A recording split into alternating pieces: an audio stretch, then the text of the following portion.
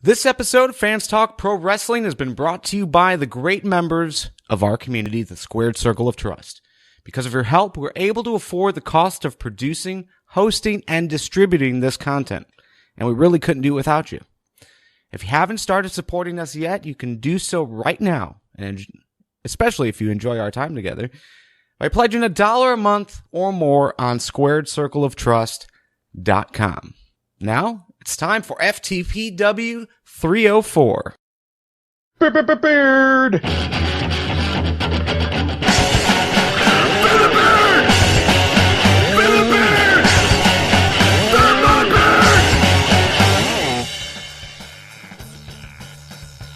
From the Fans Talk Podcast family at fanstalkpodcast.com, this is episode 304 of Fans Talk Pro Wrestling. On this week's episode, we recap and react to WWE Fast Lane 2016, take a look at how that affects our predictions going into WrestleMania 32, and the return of Shane O'Mac. Does it lead into a brand split? My name is Garvin, and with us tonight is Nick. Say hello, Nick. No brand split ever again. I don't know. Reddit says otherwise. For those who haven't pledged $5 a month or more of support in the Squared Circle of Trust, make sure to do so and check out the Patreon feed later on this week for a brand new episode of Squared Circle of Trust exclusive content. Nick and I are going to talk some TNA, especially with Lockdown happening pretty much as we speak. We're going to be talking about NXT's Tag Team Revival, the stunning ending to this week's Samoa Joe versus Sami Zayn match, as well as the topics that you've posted in the Slack community. So again, to show your support, pledge now at squaredcircleoftrust.com. All right, Nick. Fastlane. It happened on Sunday. It was a thing. It was a thing that happened. One match happened. No, I'm sorry. One match didn't happen that we predicted and thought there was. So I will take the blame for that. I will say it was on Wikipedia, and that was the Usos versus the Dudley Boys. That match didn't happen. So either Wikipedia lied to me again, or it was just cut from the show. I could see it being cut from the show, but I really don't recall it ever being official. Yeah. So that's what happens, I guess. Anyways, so here's the results. So let's go over the results, and we'll talk about what we thought of the actual show. So in the kickoff match, Kalisto successfully defended the U.S. Championship the U.S. Championship in a 2 out of 3 falls match. Sorry, not sorry, Sean. Sasha Banks and Becky Lynch defeated Naomi and Tamina. Kevin Owens retained the IC title against Dolph Ziggler. Ryback, Big Show, and Kane defeated the Wyatt family. Charlotte successfully defended the Divas Championship against Brie Bella. AJ Styles defeated Jericho and The Miz. Wait, was The Miz there? No, it was just a singles match. Okay. That's what I thought. What I thought. Was it originally The Miz? I don't remember Miz ever being booked for the match. Damn it, Wikipedia. Fuck you, man. All right. So, this is why schools don't treat it as a credible source. All right, so that's 2 strikes this episode.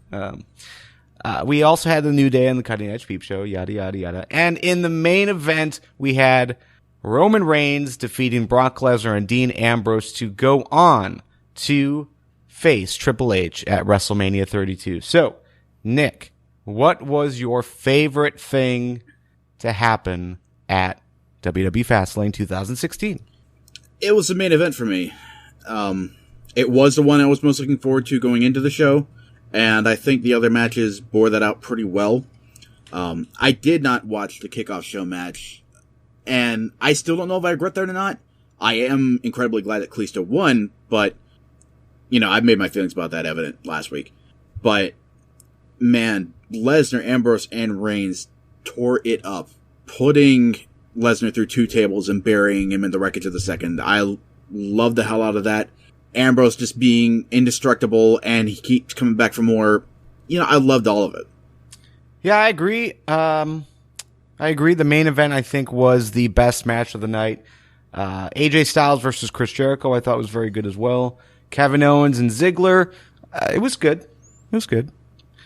The 2 out of 3 falls match between Kalisto and ADR, I actually also thought it was pretty good. I mean, generally speaking, Fast Lane had good wrestling matches altogether.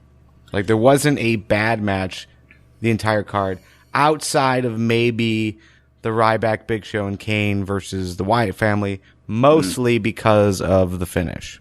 It did not make sense. No, not in the slightest. You know, I have heard a lot of people citing the kickoff show match as their match of the night, which kind of makes me want to go back and watch it. And it's also a source of, I don't know, annoyance, kind of incredulity that was bumped to the kickoff show, but we wound up getting a filler match in Curtis Axel versus R-Truth. Yeah, that's right. I don't really remember that. I sort of remember the segment that set it up, but yeah, I didn't make any notes of it. It was 2 minutes, so you walk away and go refill your drink, and it's over. Really, it was just more of the same stuff that's been happening on Raw. You know, Goldust comes out, and he starts preventing outside interference from the rest of the Social Outcast, but he accidentally throws Adam Rose into the ring in Truth's path and costs Truth the match. Yes. I do remember the finish. I do remember that. It happened. Yeah. The 2 out of 3 falls match I thought was good. The psychology in it was kind of odd. I won't go too far into detail just because you haven't watched it yet, but basically ADR pretty much forfeited that first fall, and it did not work in his favor. It should have. Mm-hmm. It should have. But it's just weird. Like, it's hard to really like ADR right now. I don't know why. Like, he did pretty well in Lucha Underground. He seemed to be on a real high with ROH and everything he was doing in AAA. But since he's come back, like, it's just been a nosedive almost. Mm-hmm. Yeah, that's what going through the motions does. When you just come back from money and your heart's not in it, it shows. All right, so pretty much every match, I think delivered what we wanted. Charlotte versus Brie was actually and also up there as far as match quality wise. I thought that was very good. The only thing that really bombed for me was the New Day Cutting Edge Peep Show segment. Yeah, that was weirdly paced. I kind of enjoyed the back and forth between the New Day and Edge and Christian. You know, the line about so much chocolate being so vanilla caught me off guard. and I dug that. But, you know, the way they introduced the League of Nations was ham-fisted as all hell. And, you know, New Day leaves because they're playing the part of the cowardly heel, and then League of Nations turns heel on Edge and Christian, who they were buddy-buddy with just a few minutes ago. Yeah, it was hard to really tell, like, where the line was. Like, who was the heel in that segment? Because even Edge and Christian, you know, with their attacks against the New Day, were on that heel level. It was just an oddly written segment. Yeah, it's obvious where the lines are now once they ended it. Yes. Edge and Christian are the fan favorites, and now the New Day are sitting in a face-ish spot, but, you know, maybe that'll solidify as we move closer to Mania, and they actually do go head-to-head in the ring. But, yeah, that was... I wouldn't say it was bad, but it was weird. Yeah. I would say it was bad. You know, I watched... was the debut of the Edge and Christian show right after this? Right after Fast Lane? I think it was a debut. If you are into that nostalgia factor and love the humor of Edge and Christian back in the day, this is a good show for you.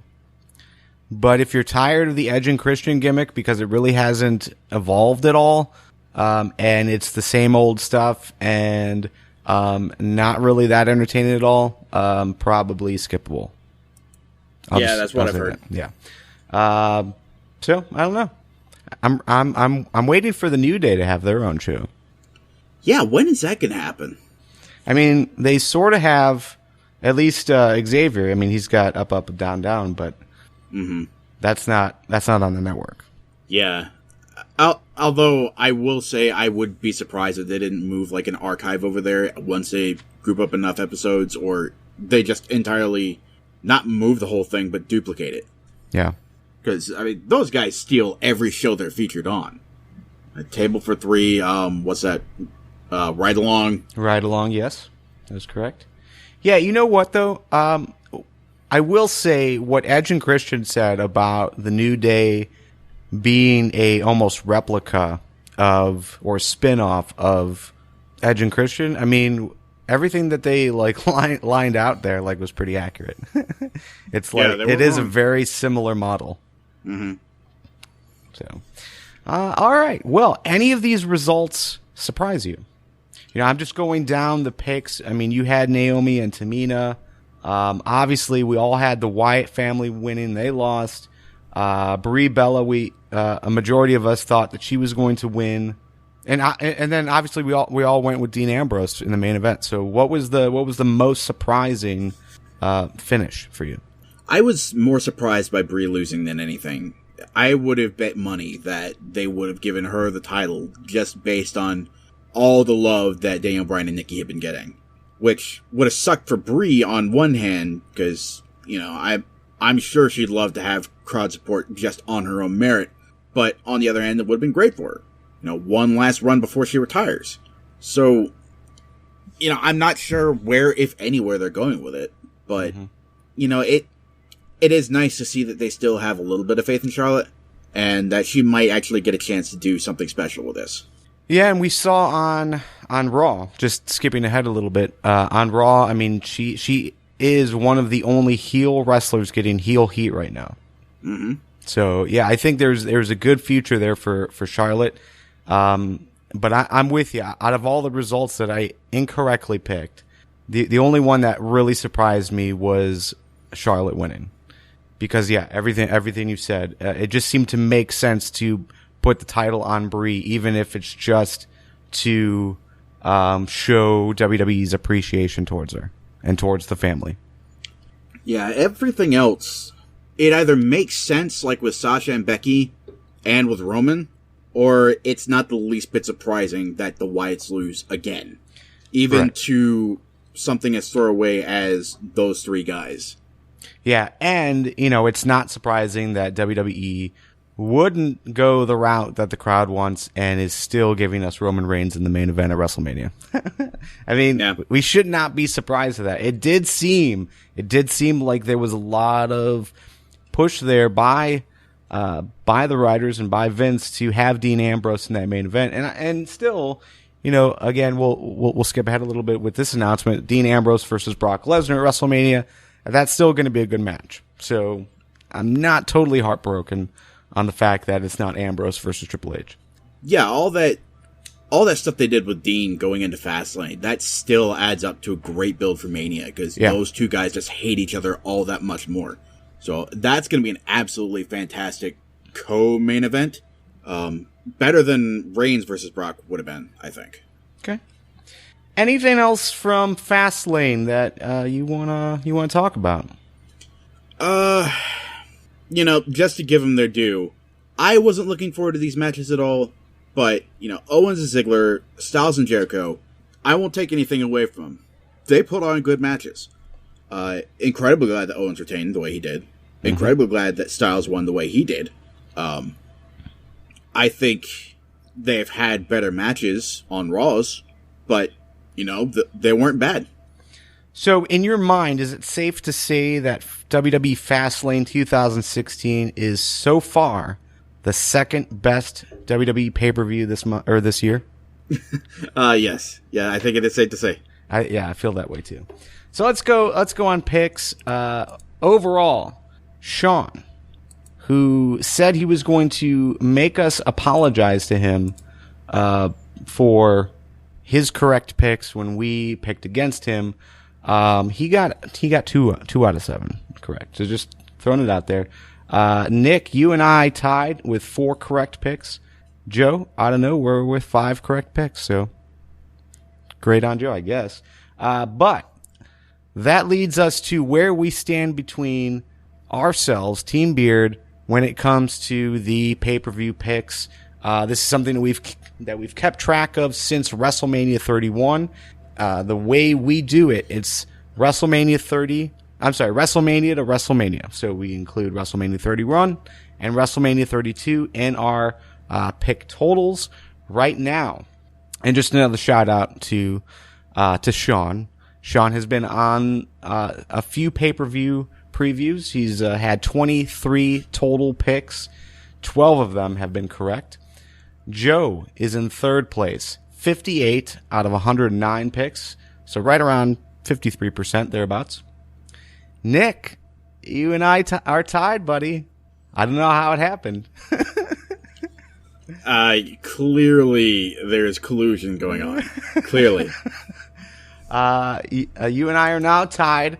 We both have 74 correct picks out of 126. Now, this is including the TNA special event pay-per-views, or whatever you want to call them, the ones that they've announced cards for beforehand. This also includes NXT takeovers and WWE events. So I can't remember if there was anything else that fit in there. I don't think so, though. I don't believe so. Yeah. So, yeah. Overall, I'm feeling pretty good about my chances. So good luck, sir. I will crush you. All right, so that was Fast Lane. As you could tell, some good matches, not really a great pay-per-view. Maybe a middle-of-the-road pay-per-view, would you agree with that? It was okay. Yeah, that sounds about right. It was okay. I definitely wanted to fall asleep during the first hour. But I stuck through it, and yeah, I don't know. But I was right, by the way, that the New Day Cutting Edge Peep Show segment was in the last hour for whatever reason. I don't agree with them doing that, but whatever. I did say that. All right, Raw. Raw happened, and quick announcement, because we are officially in the final stretch of WrestleMania season, I will be watching all Raw episodes. Maybe not live, most likely not live, but I'll be watching them. I watched this week's, but Nick, I want to hear from you. Was there anything worth talking about from this week's Raw? Obviously, we had to talk about Shane O'Mac coming back. Well, before that, the Legacy of Excellence. Yeah, the Legacy of Excellence Award, the Vincent McMahon Award, went to Stephanie McMahon. Do you think that is a legit thing, or do you think that was just to really shit on the fans so that once Shane came out, they were just obsessed with cheering? Yeah, I think that was just entirely storyline. I was figuring that Triple H would get it, like him being the CEO and the champion all at the same time, but, this works just as well. And yeah, it did help set the stage for Shane coming back. So, good on them? Yeah, I for one, am with a lot of everyone on Facebook, Slack community, Squared Circle of Trust, Reddit. It seems like everyone has been yearning for Shane O'Mac to come back. Yes, it does have that nostalgia factor to it, but it's also that he's just a guy that you could always like what he was doing. Sure, the Vince versus Stone Cold thing, like that worked out pretty well. Overall, is usually entertaining. Stephanie McMahon did a lot of good things, but when you add them all up, for some reason, there was always this spark of uncertainty with Shane O'Mac on what he was going to do and if he was going to get involved in like a match. And, the match, like his matches against Steve Blackman or his matches against Kurt Angle or anyone on the roster, like they always were really good matches, despite the fact that Shane is definitely nowhere near a technical wrestler of any type. But just the fact that there's like this guy that is in some kind of power, is in good enough shape to wrestle, but doesn't have like that technical background. Like for some reason he always put on a good show. So yeah, I'm with everyone's enthusiasm about Shane O'Mac coming back, but I'm curious what this is actually going to lead to. So I'm wondering where you sit with this. Like, do you see this being a long-term thing? Is Shane O'Mac back for good? Is he back home as they say? I really don't know what to think. I could see this being a semi-long-term thing, like long in the short term, at least a few months, but I really don't know what to expect. Me personally, I'm not that excited for Shane. There is no nostalgia for me. I've seen a little bit of what he did, like a couple of his matches. I've definitely seen his spots, jumping off the Titantron, doing the coast to coast, but I don't have that excitement that goes along with the nostalgia factor. I will say I dug the energy that he brought to the table. His entrance, all the little footwork he did, but I don't know what to expect from this. Yeah, and I think another thing that is bothering people is just how old Shane looks. So, this is being talked about in the live chat as well. But yeah, the fact that, he's gray-haired now, they keep bringing back these people from WWE's past, and while it has that initial burst of interest, the age sides of things makes you wonder what he can actually still do in the ring. He definitely can still work on the mic very well. But is this an in-ring return? And outside of this one match that we'll talk about momentarily, I would have to think it's not. It's not a him coming back as a wrestler, even like 1 or 2 matches a year. I think this is it, and then in some kind of on-camera role or backstage role or something like that. Oh yeah, he's just going to be a talking head. He's just going to be a mouthpiece. He's not even going to wrestle Taker. I firmly believe that match will not stand. I'd be surprised if it was still in place by the end of next week's Raw. Yeah. All right, so like you just mentioned, Shane versus The Undertaker is official for WrestleMania 32. That was the stipulation. So if Shane wanted back in the WWE, and what he really wanted was control over Raw, he has to go through Taker, and he has to win, right? Yeah, he has to win. Yeah. He has to defeat The Undertaker in a Hell in a Cell match. So my first question is, where does Taker fit in this? I see Vince having Taker over a barrel somehow.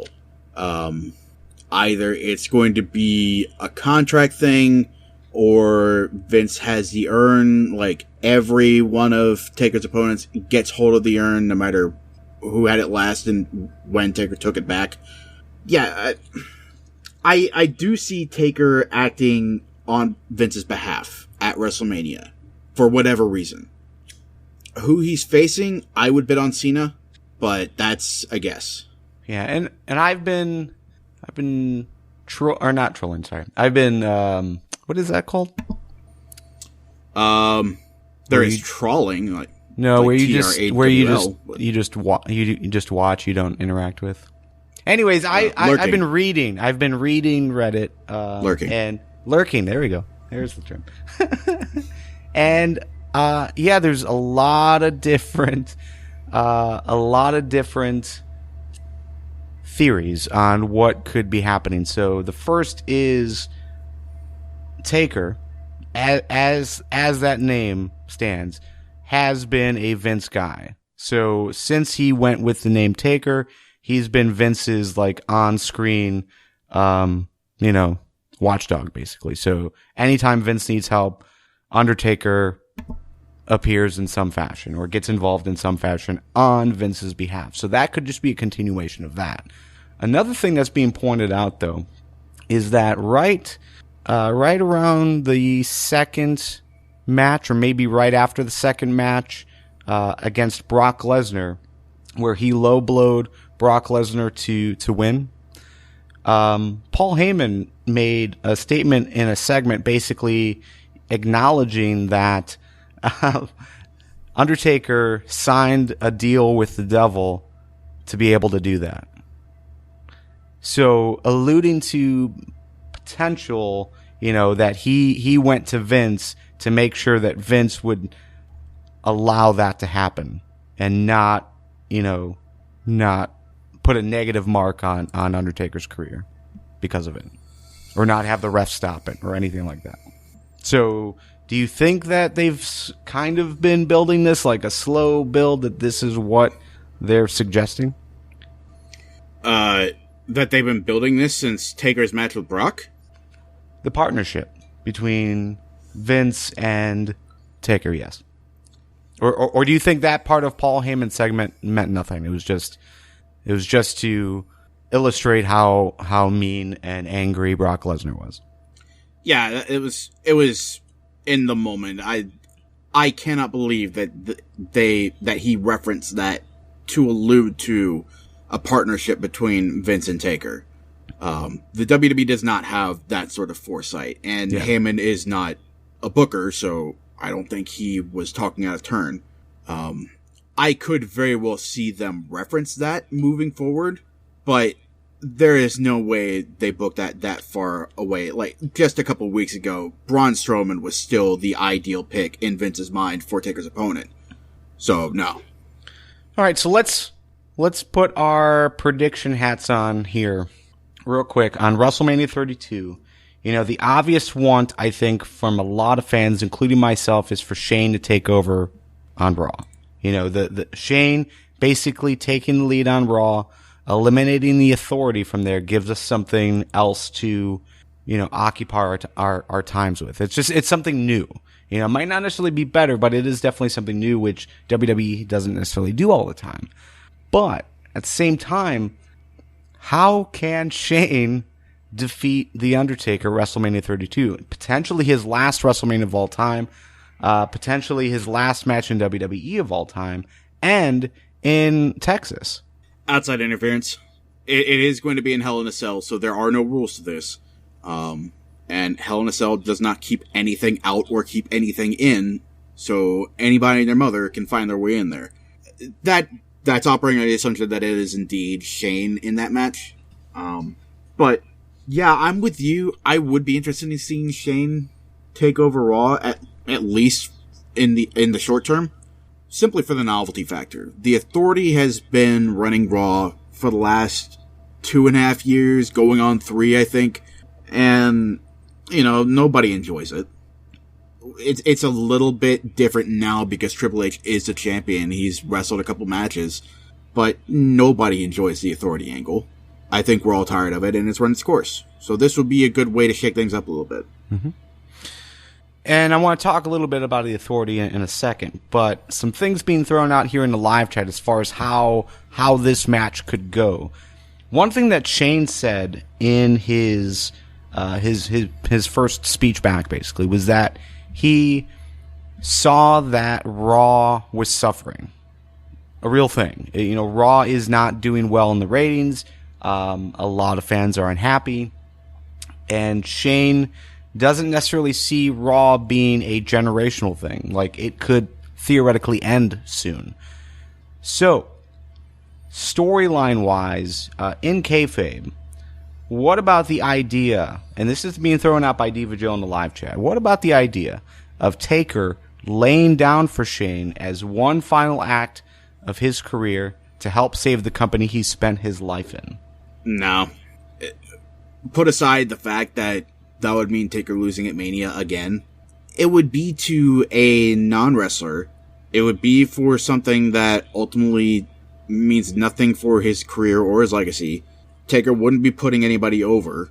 If Taker's going to lose, it's going to be for a real purpose. Like, losing to Brock, that was earth-shattering. Sure, Brock doesn't need to be put over, but Brock is one of the only people in kayfabe that could take him out. So that makes sense. Shane, absolutely not. Okay. Beanbags is questioning about the legitimacy of Kane. Well, like, what if Kane came out to help Shane? I guess it's possible. I wouldn't really rule anyone out as far as coming out to aid Shane. I'm with Blue. I think if anybody is going to intervene on Shane's behalf, either before or after or during the match, it's going to be Cena. But, you know, Kane has been, you know, Kane's played a guy that enjoys hugging, so why not? Well, and it would also give Kane the opportunity to revive the role of Corporate Kane if he joins in on Shane McMahon's team. This was before your time, I believe, but Shane used to run a alliance called the Corporate Ministry, and he ended the Corporate Ministry, I think 99 maybe. Again, I'm just reading Reddit, and this is what they reminded me of. So potentially, with Kane there, he could definitely take back that Corporate Kane role. Sure, it's possible. I enjoy Corporate Kane, so I wouldn't say no. All right, so let's talk about John Cena. John Cena is another name that's been thrown out there. Obviously, he's injured. He is not advertised for WrestleMania. Most are saying he will not be ready for WrestleMania. So, whether he is or he is not, you do see John Cena being a, if they're going to put anyone in there, it would be a Cena. Yeah. Cena has been very cryptically hinting that he will be ready by Mania. Putting out the definition of the word gamble and saying, the next 2 weeks are going to be a gamble. Sometimes you got to risk a lot to gain a lot. So it's obvious he's kicking his therapy, his recuperation into high gear to come back ahead of schedule. How soon ahead of schedule remains to be seen. I think it's going to be by the time Mania rolls around. Regardless of whether he's healthy or not, he's going to be at Mania in some capacity. And again, I'm betting on the fact that he is going to be replacing Shane in that match, that he will be Shane's representative. Yeah. Another name being thrown out there as a potential, and again, I think he is also injured with no date on when he would be back, would be Randy Orton, reprising the role of the Legend Killer to take out Undertaker. I could see it. Correct me if I'm wrong, but I don't think Orton is actually injured. I thought he was just out doing a movie. I thought he was injured. I don't know. Personally, I don't want that to happen. Yeah. But, I could see it. Okay, so we're talking potentially, though, big names, whether it's Orton, Cena, or Kane, taking the side of Shane McMahon for his chance at taking control over Raw. So say that does happen. The Authority is still a big deal. Is this leading to a brand split? Are we going to see, the Authorities grouping? Maybe they take over SmackDown versus Raw again, or maybe the Authority with NXT. NXT is something we've talked about quite often the last few months about potentially being that second brand. I know Sean, and this might have been in Squared Circle of Trust content, but talked about the idea of, at some point soon, they're going to have to make NXT a major brand. So that being said, is this the beginning of that brand split? I said earlier there will be no brand split ever, but I really wouldn't rule it out. There have been a number of instances where, outside of storyline where Triple H has been on a conference call and I'll say, I really do think a 2-hour Raw would be ideal. And, saying things that the fans have wanted for a while now. And I don't believe there's ever been anything said about the brand split before, but, it would not surprise me to see them go that route should Shane win. I could see that taking shape in the form of NXT. Like, not the way Raw and SmackDown would go to war with each other, but the Authority would kind of migrate to NXT to become the new big bad. How that would take form exactly, I don't know. But, NXT is already Triple H's baby, so maybe that becomes his new bastion once he's forced out of power on Raw. And ultimately, I think that would that would quench the thirst of a lot of the negative Nancy's out there. They're saying it's hard to follow Triple H because on Raw he is this mean guy. On NXT, he's this really likable guy that loves NXT and loves everything they're doing. So for him to drop the the Raw character and basically lead NXT in a fight against the main roster or Raw specifically. I think that could really work. I don't think there's been anything officially stated as far as like the idea of a brand split again. I mean, there's been more talk about SmackDown going live and SmackDown and Raw competing in some fashion in that sense because they're both live shows. The only thing that's really been said about NXT is that NXT is looked at as its own brand. So this is, I want to say Triple H did say something along the lines of, they don't have a WCW anymore. They don't have that competition. NXT could be that competition. So brand split isn't necessarily, a label that could be put on NXT versus WWE, but the idea has been thrown out there multiple times. I don't think that was in anything other than a competition keeps everything healthy aspect. Like, I don't ever see NXT directly competing with the main roster in any way, shape, or form outside of, our show is awesome, you can't follow that. So, yeah, if the Authority do migrate to NXT, I don't see them waging a war, like leading an invasion or anything like that, because that would cast NXT as the bad guy. And that would fly in the face of everything they're trying to accomplish over there. They're trying to set aside a different product. They're trying to revitalize the future of the WWE. Yeah. And, they're casting guys like Sami Zayn, guys like Enzo and Cass as the face of NXT. How do you turn all those guys heel? Yeah, that is a good thought, because you're right. I mean, WWE, while confusing at times and while inconsistent at times, I mean, they still do really push that heel versus face, mentality out there. So in this sense, yeah, Shane would have to be the face. Shane taking over Raw would have to be the good team. Anything Triple H does on Raw, he would have to be the bad team. And yeah, for that team to be NXT, you're right. I don't necessarily look forward to that. But maybe it's not NXT as a whole. Maybe it is just, a faction of NXT wrestlers that are called up. We had talked previously about the idea of Samoa Joe being called up, Sami Zayn being called up full time. You've also got Finn Balor and the Balor Club that could potentially be a thing. So what about, 5 guys or maybe 4 guys and an Asuka type of scenario where they come up to the main roster as, a new stable? That's not impossible. I don't necessarily know how likely that is. Just as a side note, I don't ever see the Balor Club being an actual faction. I think that's just a fan base term, like the C Nation, the Roman Empire. But, having a guy like Finn Balor, under whatever circumstances, maybe he loses his belt and he turns heel. I don't know. But having a guy like Finn Balor head up the pro Triple H faction, that could definitely work.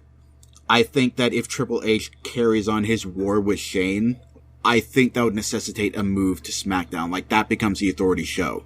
Right. And I would hope that the commentary teams would, swap shows, because Morrow is absolutely the best commentator they've had in a long, long time, and I would not want him wasted. But, yeah, I mean, having a pro Triple H faction arise out of NXT, that is definitely very possible. Yeah. All right, well, speaking of this whole heel face dynamic and trying to figure out like who would play what role and who is like the real heel and who is the real face, I mean, you even look at the main event of Raw. Triple H basically bloodied up Roman Reigns in that last segment. I'm curious what your thoughts on this is. But like, who is really the heel? Because not enough fans are behind Roman Reigns for him to be the complete face in this. And even though Triple H is doing heel things, he's still getting cheered because of it. So who is the heel in that? There is no gray area involved in this. Triple H is the heel, Roman Reigns is the face. You are right. There is not currently a lot of crowd support for Reigns. I think a lot of people are still sour that it wasn't Ambrose that won, it wasn't Lesnar that won, it was Reigns that won at Fast Lane. And it's been Reigns that continues to win and continues to get the title shots. And I think the fact that Triple H won the title in NXT's backyard has, I don't want to use the word poison, but has certainly influenced the WWE Universe to cheer for it. I think if it had been in just a regular town, away from NXT where, that's not the mindset, I think it would have been town very is different. that? New York, Chicago. Chicago absolutely would have booed the shit out of Triple H, I feel. I don't know. Well, if it was Triple H versus anyone else. With Triple H versus Roman Reigns, I mean, especially the Chicago crowd who seemingly were diehard CM Punk fans. CM Punk was not that kind to Roman Reigns in his exit podcast with Colt Cabana. So I don't know if Chicago is the good example. Anywhere outside of Florida would have been a lot more even in its response. I think when you've got Triple H winning in his own backyard, it's going to set the tone from that day forward. Okay, so let me take a step back, because where was Raw last night? Raw was in Detroit. That's what I thought. Okay, because Detroit isn't necessarily an NXT town. I think Cleveland can be called an NXT town now, just because we've had, I think now 3 NXT events. I think that's where we start gauging. But yeah, I don't know. It's just, to me, it's just a weird dynamic. Like, obviously, the story they're trying to tell. I know the story they're trying to tell, but the live crowd just does not accept it. Okay, but say you're watching Hamlet, and I'm not familiar with who is the hero and who is the villain in that story, but if the crowd, for whatever reason, decides they don't like the actor playing the hero, that doesn't make him the villain of the story. WWE is more mutable in that they can change things on the fly, but that still doesn't change who is the hero and who is the villain in that story. That just means the hero is not likable, and they will have to adjust the story moving forward. Maybe they will adjust the story moving forward, and Reigns will not be in such a prominent spot going forward. But right now, he's the hero. He is fighting the Authority. The Authority has screwed him over multiple times in the past. Anything he's done to the McMahons is only in response to things done to him 10 times over. So, yeah, the crowd doesn't like Roman Reigns, but, there are a lot of influencing factors there. And, I mean, it doesn't change the story. So what would make this better for you? Like, if you were booking this, how would you book this so that Triple H is unquestionably the heel in everyone's mind, and Roman Reigns can get cheered?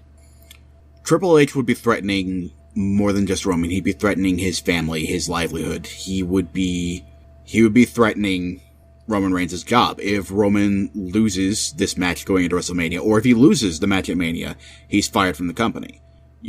At this point, with the way a lot of the crowd feels that Roman Reigns is being shoved down our throats, Triple H would have to go to some pretty cartoonish lengths in displaying his villainly.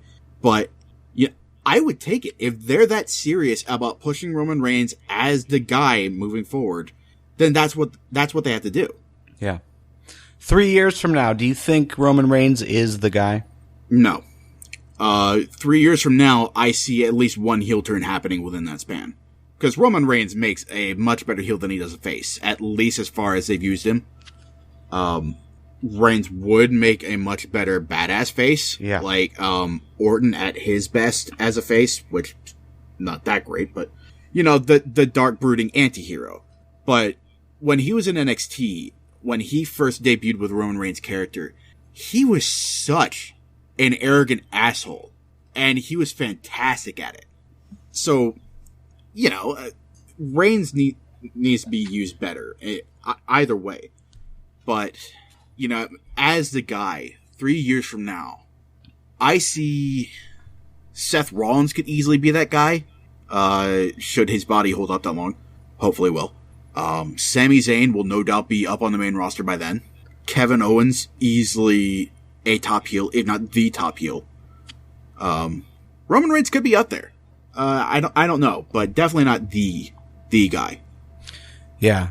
And just reading over like what's being said in the live chat, I'm completely in agreement with this. Like, it almost feels like for Reigns to be where WWE wants him to be or thinks that he should be, like, he almost required some kind of heel turn to, get on the same page as the fans. So, I mean, look, if you look at The Rock as an example, The Rock came in as this babyface and everyone shit on him, and he was kind of pushed down our throats as a babyface, and no one wanted to back him as such. But as soon as he turned heel, it all clicked. The crowd was finally understanding the character and finally understanding the wrestler and appreciating what he was really doing. And then, yeah, he could go from heel or face, but he was always a top guy. So, I think when you look at the Rock, how the Rock moved through his career, and versus how Cena moved through his career, especially once he was made into that guy, I think what made Rock always acceptable was the fact that he could easily play both sides. Cena, for whatever reason, they would never allow him to. But for them to have a serious guy on top, if it's Roman Reigns, it almost requires some kind of heel turn. It's interesting that you bring up The Rock, because I don't see the heel turn as what made him legitimate. Face or heel, that alone doesn't make a legitimate character. It's playing to your strengths. And, when The Rock debuted, he was the goofy, dumb-looking son of a bitch. Nobody's gonna like him. But then, he turned heel, went into the Nation of Domination, established himself as a magnificent talker and electrifying personality, and people got behind him. Same thing with Stone Cold. He'd play the heel. He enjoyed his work as the heel, but people loved what he did because he was playing to his strengths. Right. When Roman Reigns is playing to his strengths, people love it. People love watching a badass in action. They don't want to see suffer and succotash. They want to see Superman punch, spear, ooh-ah. So, I don't know why the WWE doesn't get that about him, but, history shows that's how it works. Yeah. All right. Anything else happen on Raw worth talking about?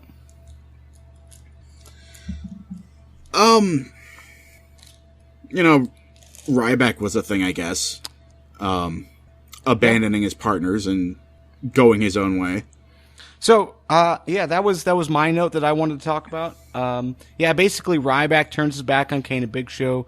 Backstage, he says that he's going off on his own, that he's tired of playing the team role. He needs to look out for himself and do what's best for him. And then he dropped this line about, that brass ring, take it and break it. So, do you see this possibly being Ryback's opportunity to take that top spot? Or at least get his name involved in the top spot conversation. I think that's what the WWE is aiming for. He referenced to taking the brass ring and breaking the glass ceiling. But it's not going to happen. Ryback does not have that ability. He has a ton of natural athleticism, and he is a decent talker at some points. He's a much better talker when he's, pro Ryback and anti everyone else.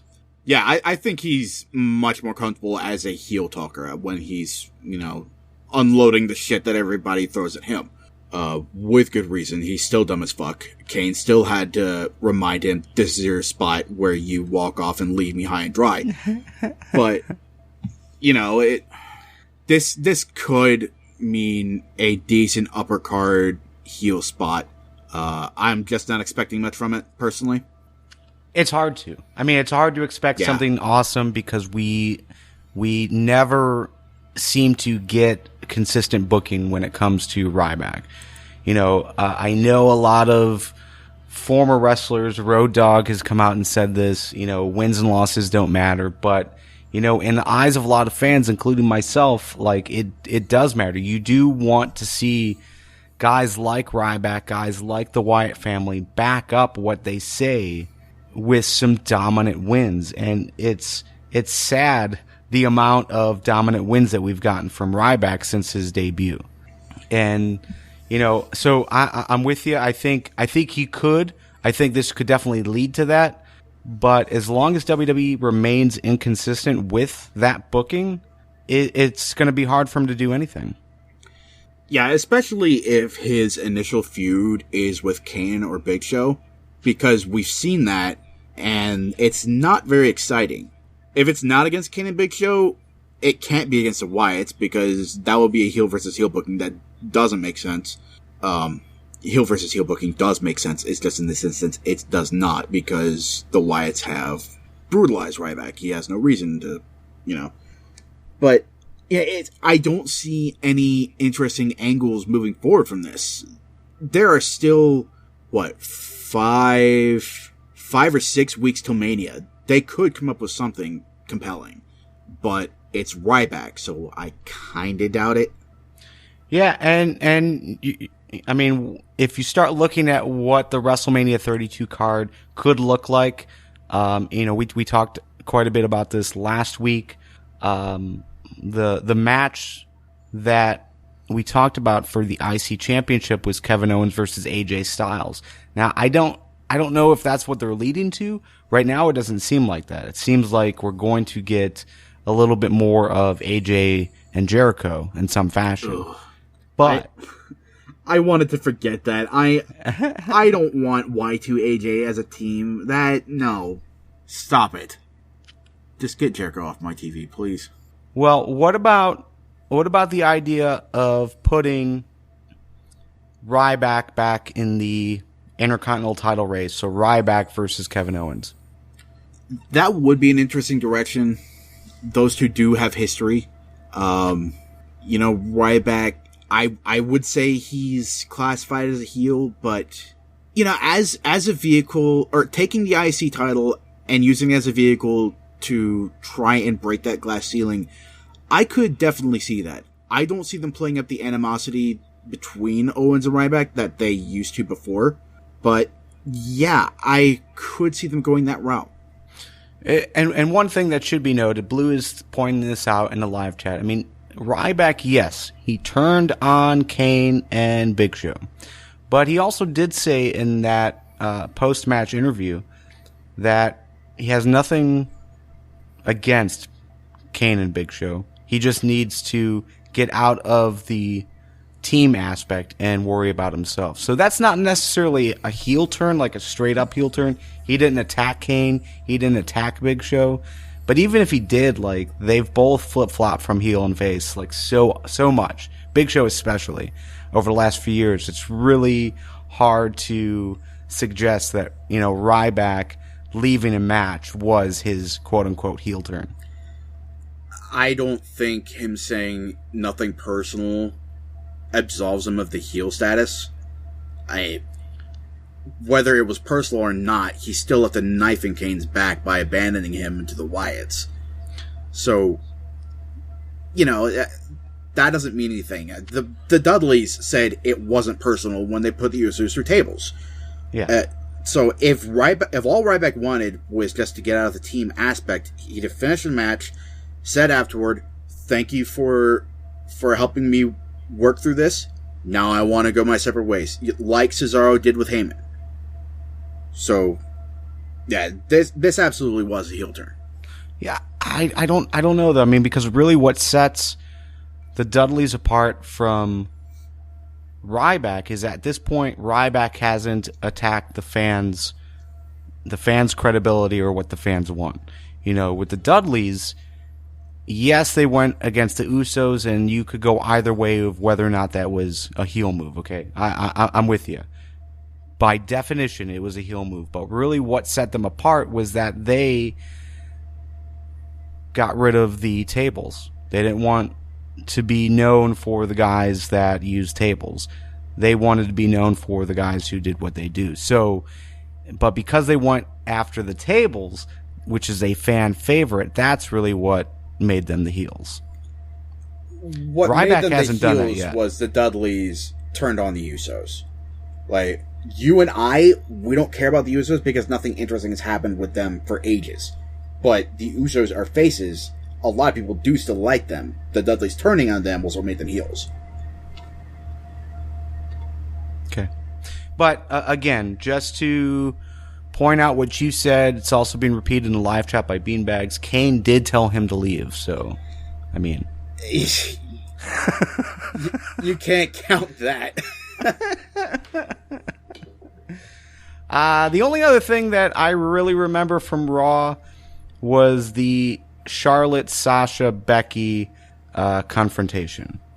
And, the reason I like it is because Charlotte started to play those mind games that Becky and Sasha were not as best of friends as they, have shown, or aren't on the same page as they've shown, but they're both fighting for the same thing, which is that title which Charlotte has. So trying to pry away the bond between Sasha and Charlotte, Sasha and Becky, I thought was a good move. Overall, I thought it was an entertaining segment. Yeah, absolutely. That was a good move on Charlotte's part. It definitely highlighted the fact that there is something going on upstairs, that she is trying to divide and conquer the opposition and have them tear each other down and soften each other up so that they're both easy pickings come Mania when they all fight for the title. So, absolutely great heel strategy there. I'm torn on whether or not I want Rick to remain by Charlotte's side for this, because in storyline there is something to be gained from having the champion have that veteran experience in her ear. But I want Charlotte to stand on her own 2 feet. I don't want Rick anywhere near this. Anytime he does get involved in matches, it's awkward, it's forced, and you wonder why the ref didn't spot it and throw him out. So it's not well done, but just from a storyline perspective, it kind of makes sense. Yeah. I think eventually, separating Rick from Charlotte would be a good move. I think still we're at a point where Charlotte hasn't completely gotten herself over yet. So having Rick there still lends that credibility to it. In NXT, she didn't need it because everyone was pretty much starting at the same place, and we saw her progression. But in WWE, we really haven't seen it yet, just because that's not how they write. That's not how they let the wrestlers tell the stories they need to tell. So having Rick there, I think, is okay in the short term. But I'm with you. Come SummerSlam, he needs to be out of the picture. Like, we need to see Charlotte be on her own. Whether that's Charlotte against Sasha, whether that's Charlotte against Paige, or whomever at that point. Agreed. And if Charlotte still needs help, just put her in a faction with somebody.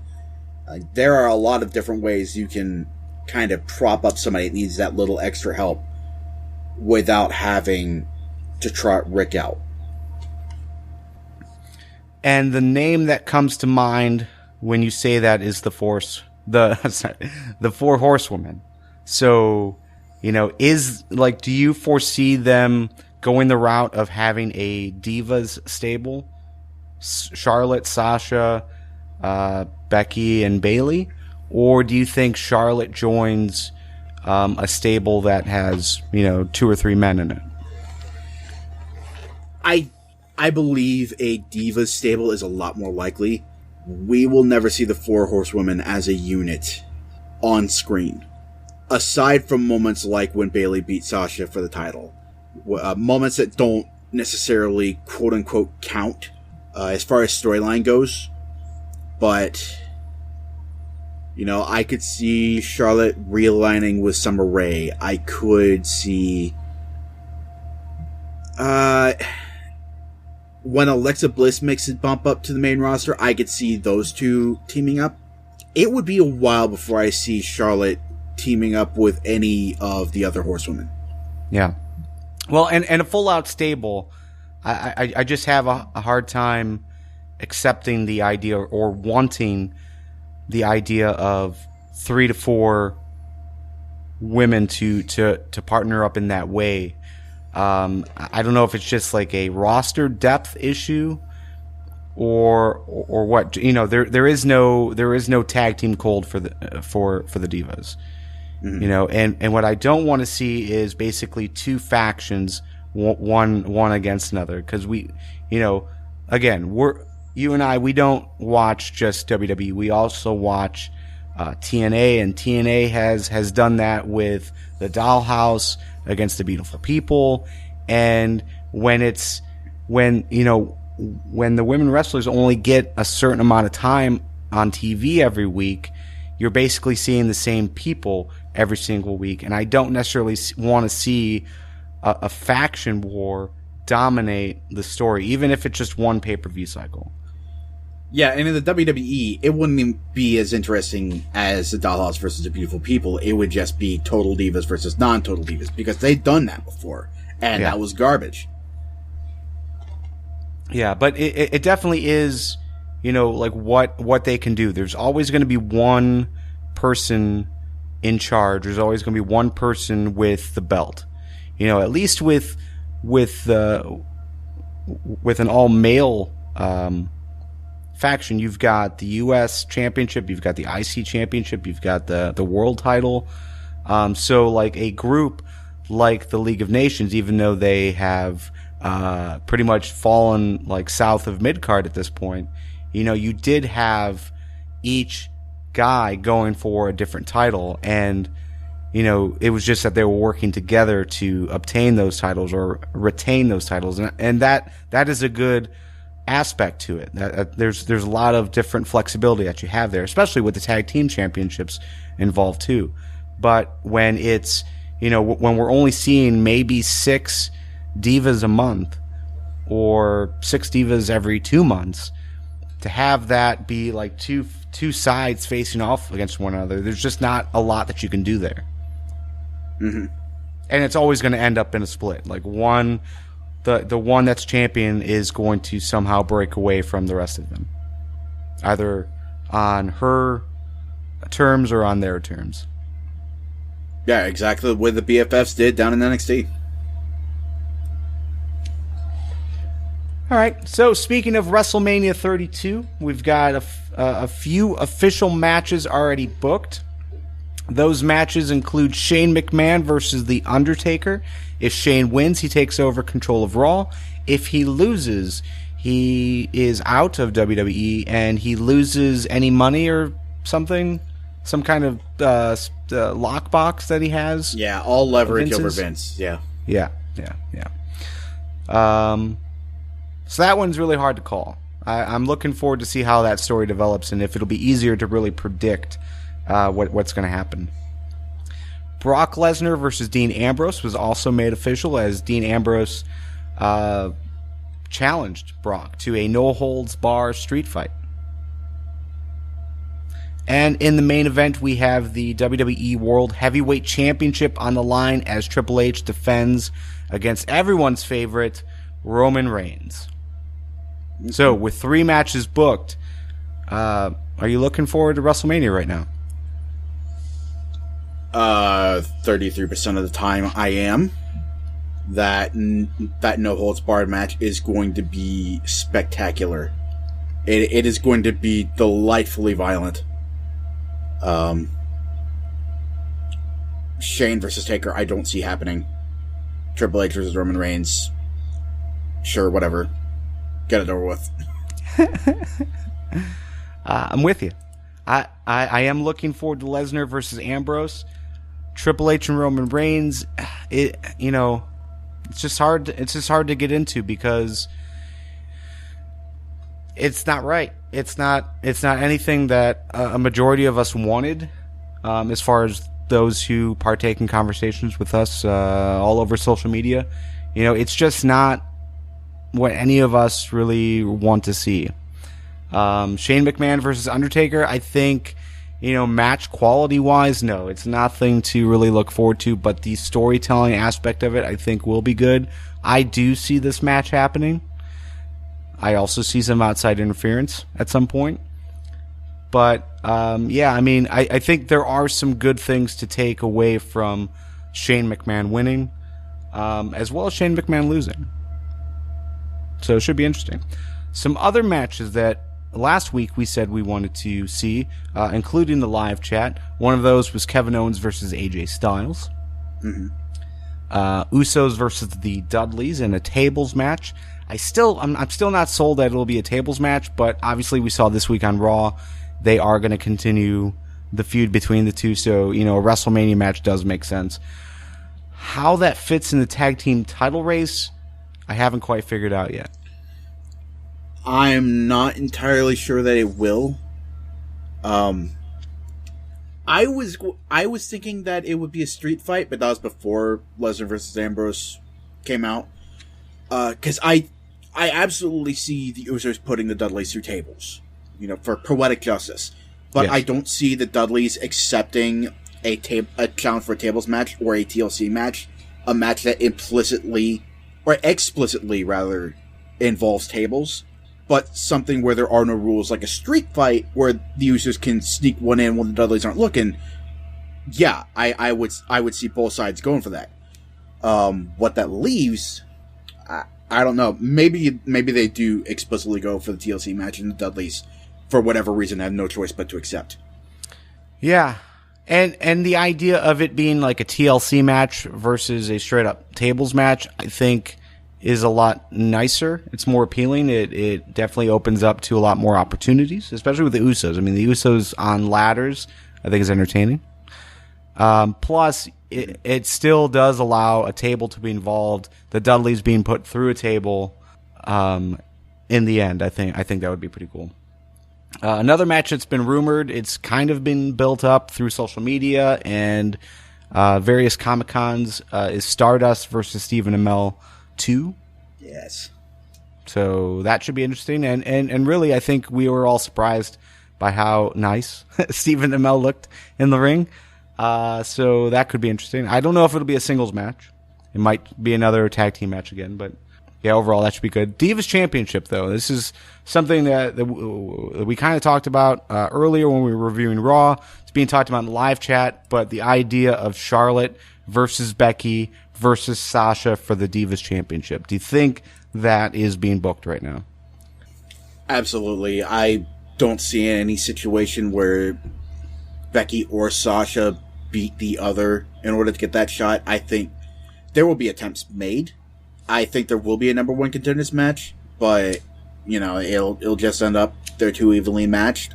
You throw them both at Charlotte. Okay, so Paige, Naomi. Okay, Paige and Naomi are being left out of this. Brie, I guess, would be another name that they would leave out of this. Is it likely there will be a second Divas match? I'm sorry, what would be more likely? A second Divas match or Social Outcasts versus Gold Dust and R-Truth? Like, what do you think is more likely? Oh,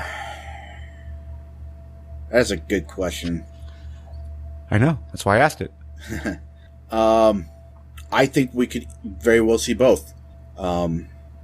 It's not like the roster is exploding with possibilities at this point.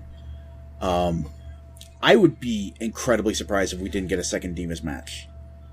Because WrestleMania is the show where they want to get as many people in as possible.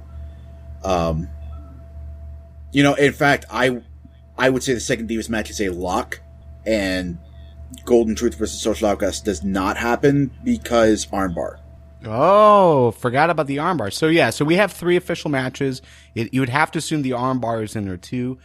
Divas Championship on the line. That's 5. IC title on the line. That's 6. US Championship. If push comes to shove, I think they would forgo the title match and have Kalisto compete in the armbar. And what about the tag team titles? Armbar as well. Interesting. I think if you do have the Usos versus Dudleys as we're expecting, the New Day doesn't fit very neatly into that, and they are building something with the League of Nations, whom I also expect to go into the armbar, so I think we would see that play out there. All right. Well, we'll have plenty of time to talk about WrestleMania. WrestleMania is coming up. It's about a month away, a little over a month away. So, yeah, we'll have plenty of time to talk about it. But right now, let's go ahead and start closing up the show with Win Fail. Women wrestlers aren't getting paid?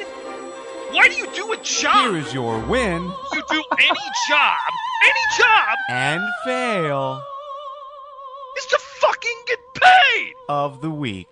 For those joining the conversation for the first time, Win Fail is our chance to acknowledge both the best and worst things that happened this week in WWE. So, Nick, what's your win of the week? I've got to give props to Brie for her match with Charlotte at Fast Lane. There were some rough spots. There were a few transitions where Brie and Charlotte just were not making it work for whatever reason. But towards the end, I don't recall exactly what Brie transitioned from, but she transitioned into the S-Lock. I thought that was sick. And then adjusting into the single leg Boston when Rick tried to interfere and put Charlotte's feet under the ropes. I thought that was neat. So well done to her. Also from TNA, again, I feel like I do this about every other week, but I love what Tyrus is doing. And this is the first time I think I've ever seen one of the nicknames he uses on social media, the Glorious Unicorn of Swole. So that just tickles me to no end. Yeah, and we'll talk a little bit more about TNA when we jump into the Squared Circle of Trust. But yeah, I'm with you. As far as Tyrus goes, I am enjoying that. I am enjoying TNA in general as of late. And yeah. So what they're doing with the current title race, I think is pretty good. As far as on the WWE side though, with Fastlane, with this week's Raw, I think the win has to go with Shane McMahon's return. You know, again, that opens the door to so many creative possibilities and what they could do, whether that's the brand split, which a lot of people are against, or whether that's just him getting the authority off of TV for a while.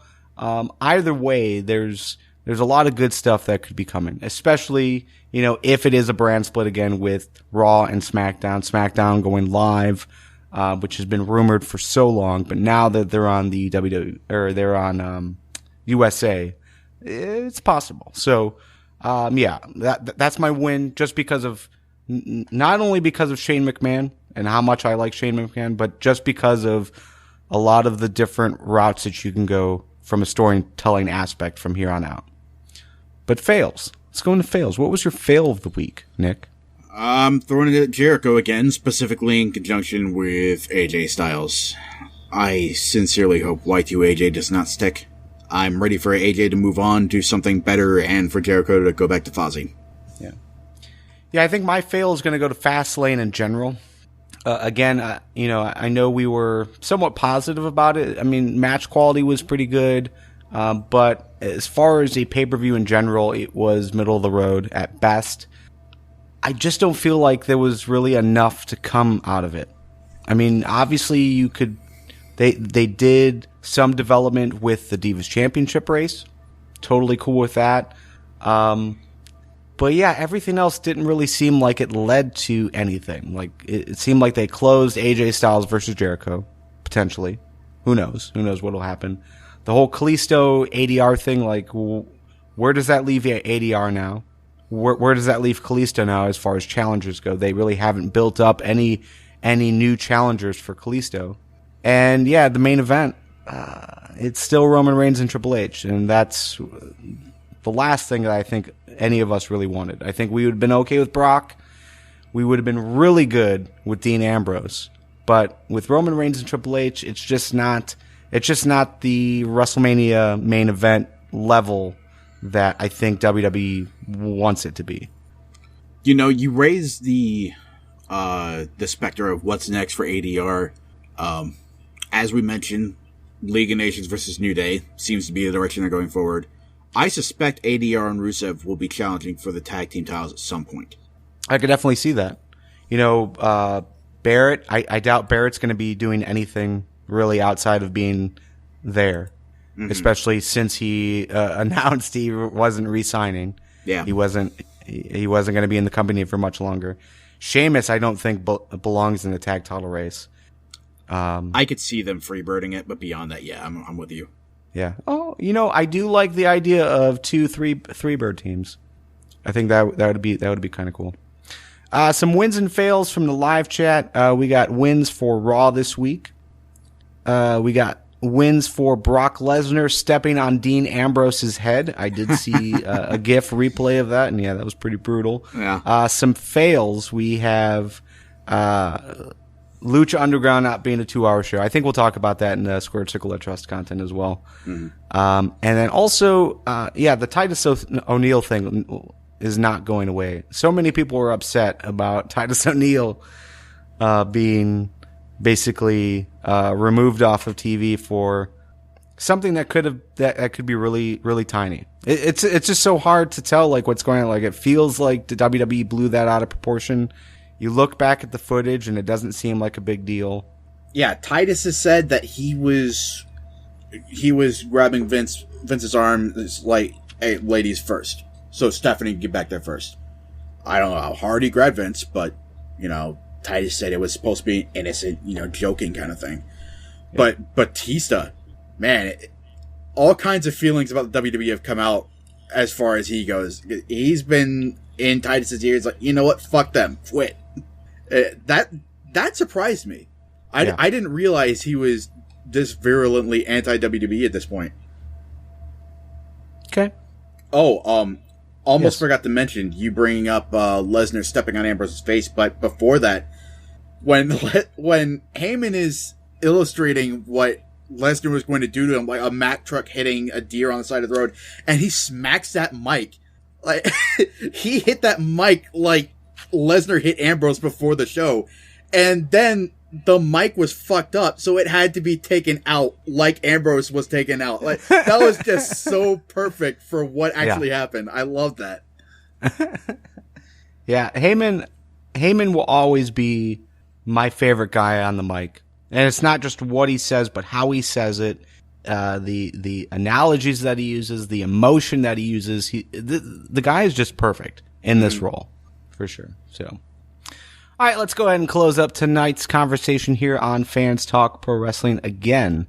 If you are a Squared Circle of Trust member, that's the $5 tier on our Patreon page. You're going to get some exclusive audio a little bit later on this week about NXT, TNA, everything else going on in the world of wrestling. We're going to be talking about that. But those who tuned in live, starting next week, the live chat, live audio will be gone unless you are a member of our Patreon page. All you have to do is subscribe. You can see the different tiers when you get to our Patreon page of what is included in every tier. So definitely take a look at that. But that is going to be something that we're going to be making available only to those who are supporting us through Patreon. So you can do that starting today by going to squaredcircleoftrust.com. You can also reach it through fanstalkprowrestling.com. There's a big green button at the top of the page. Click that. That'll take you to where you need to go. Any final thoughts before we head out, Nick? Nah, man. Let's wrap this up. All right, quick shout-outs to Ishmael, Beanbags, Blue, Acer, Prometheus37. Robert was in the live chat a little bit earlier on tonight, as was Crittenden, Kevin Crittenden. So thank you, everyone who keeps joining us each and every week. Diva Jill was in that list as well. Always appreciate what you guys have to say and what you add to the show. and to the conversation, and looking forward to continue talking to you next week.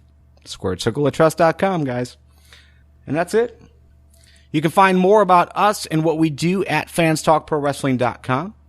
This series, as well as the rest of the podcasts released through fanstalkpodcast.com, are supported exclusively by our Patreon subscribers. And you can subscribe today for as little as $1 a month, receive early access to our content, as well as get your ears and eyes on some exclusive content. For Nick, my name is Garvin, and we will see you next Tuesday. Later.